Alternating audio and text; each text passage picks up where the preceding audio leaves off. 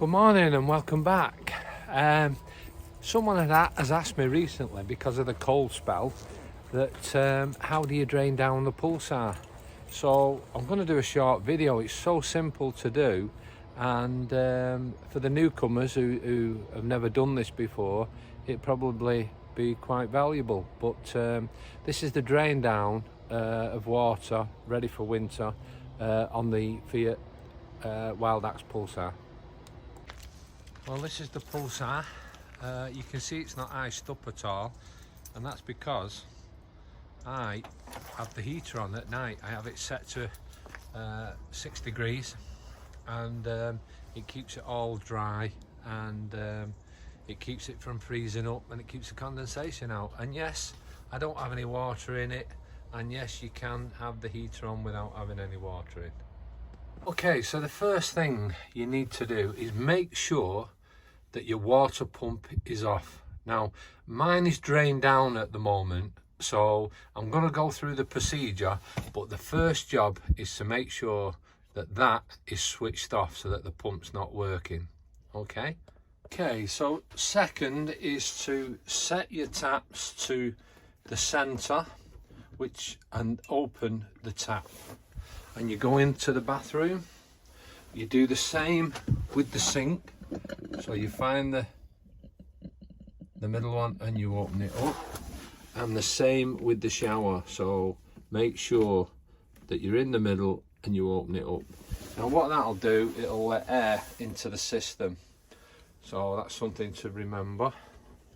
Remember is I've drained mine down, so no water should come out. There might be the odd little bit because I've drove about in it, but you know, mine's drained down for the winter. I just fill it up when I go away. On the near side, you've got your fresh water tank. So what we need to do, we need to undo that fully. Okay, and then at the rear, you've got your waste tank. And again, we need to undo that fully. Oh, look at that little bit.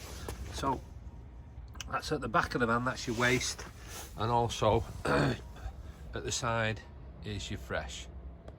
Okay, the next step is your hot water tank. So we'll put these cushions down, and what we need to do is at the front here, just slide the seat forward slightly, and whoops, and if you can open the seat, you'll see where your boiler is, and down there you've got a yellow tab.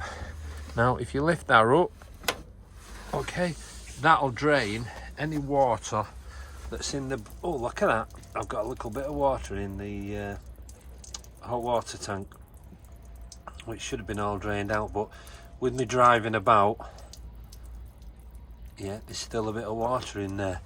So what you need to do is open that valve, leave all the valves open, and drive about for a few days.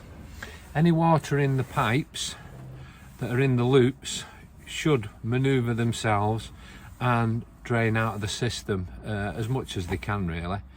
After a few days, I would shut all the taps back off because you don't want any creepies going in there. So what I tend to do is open them up for a few days, drive about, any little bits of water will be out, and then you can lock them back up again, and it keeps it fresh then, keeps everything out. And you're finished. Oh, let me see if I can do this. The tap, again, the yellow one down there, you need to close, so if I can just flick that down, and that's all empty now, ready for the winter.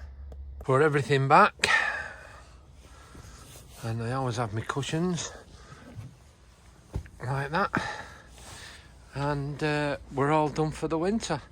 So it's dead simple. It's probably, depending on how much water's in your system, probably 10-minute job. I think it's all drained off, any bits. You can see all ice there, look at that, all the ice melting. Just another tip is your fridge. Make sure that you've cleaned your fridge out and you put the clip onto the last one so that it's not fully closed, so you can feel that it moves and lets the air in. That'll stop any mold growing in the fridge. I always leave my power on, and you can see the temperatures there. It's only 1 degree outside, 4 degrees inside, and everything's drained down. As you can see, the water tank's flashing and that, and I've got it charging up on the electrics at the moment. I've got 14.1 volts in the leisure and 13.3 at the front, and it's putting 1 amp in at the moment per hour. So that's all you need to do, really, or should I say that's all I do. And I've had a motorhome for the last 30 years and I've had no problems with the boilers or any freezing or anything like that. So, and again, I've had no problems with my heater either. I'm just checking around the van. Look at the ice, look at the ice. And I just have it on 6 degrees, and it seems to keep it nice and dry. I've never had a problem. There's no water in it, so yes, you can use it without any water.